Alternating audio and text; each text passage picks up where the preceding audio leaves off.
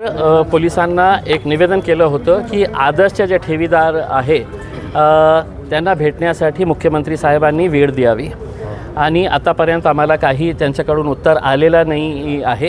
Police commissioner साहेबांनी आणि सगळे DCPs जे आहे आमची लढाई पोलिसांच्या विरोधात नाही आहे, पण हेच मुख्यमंत्री आहे एकनाथ शिंदे साहेब ज्यांनी सप्टेंबर 2023 जेव्हा या शहरामध्ये आपल्या कॅबिनेटची मीटिंग होती त्या कॅबिनेटच्या मीटिंगमध्ये त्यांनी बोलले होते की हे पैसे आम्ही मानकाप्याची सगळे प्रॉपर्टीज आम्ही आमच्याकडे ठेवून हे लोकांना पैसे देणार आहे। आता 10 महिने झालेले आहे, ते आठवण करून देण्यासाठी उद्या आम्ही मुख्यमंत्र्याचं जंगी स्वागत करणार आहे आणि त्यांचा भाषण जे होता त्यांचा जो स्टेटमेंट होता ते त्यांना दाखवणार आहे।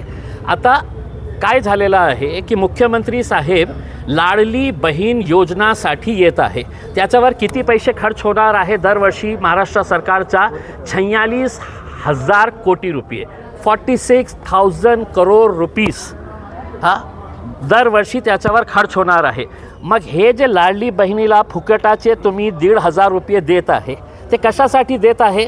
तुम्हाला काही लाडली वाढली नाही आहे, एक प्रकारचा तुम्ही भ्रष्टाचाराचे पैसे त्यांना देत आहे की हे 1,500 रुपये आपल्या खिशात ठेवा आणि 2 महिन्यानंतर जेव्हा निवडणूक येणार आहे त्याचं मत आम्हाला द्या।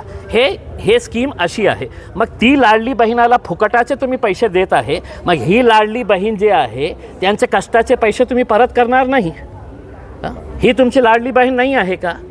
मग उद्या आम्ही निर्णय घेतलेला आहे की मुख्यमंत्री साहेबांनी वेळ नाही दिली तर त्यांचा कार्यक्रम सिल्लोडमध्ये असू द्या, औरंगाबादपासून ते सिल्लोडला जेव्हा जातील तर रस्त्यामध्ये त्यांचं कुठे कुठे कशा प्रकारचं स्वागत करायचं आहे ते सगळे लाडली बहीण, लाडली भाऊ, लाडले ठेवीदार जे आहे त्यांचं करणार आहे। आता सरकारवर आहे, प्रशासनावर आहे, पोलीसवर आहे, मुख्यमंत्र्यांवर आहे, हे वेळ येऊ द्यायचं नाही।